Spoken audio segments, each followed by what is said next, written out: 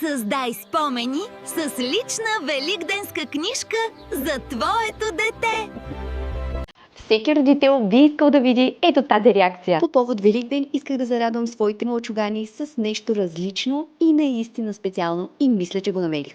Играчките вече не са ми голто подарък. Ето защо. Всички знаем, че детските играчки умръзват точно за 2-3 дни. Затова тази година за Великден реших да пробвам нещо различно. Оказа се, че това не е просто книжка. Децата са вътре в нея и те са главните герои. Това са персонализираните книжки от Hezo Kids, а това е специалното великденско издание. Реакцията, когато я видяха, просто беше вау.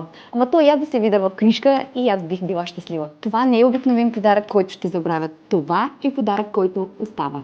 А от книжката децата ще разберат какъв цвят трябва да бъде първото боядисано яйце за Великден. Вземи нещо по-лично за Великден или за друг празник. Поставям линк, за да разгледаш и поръчаш своята персонализирана книжка.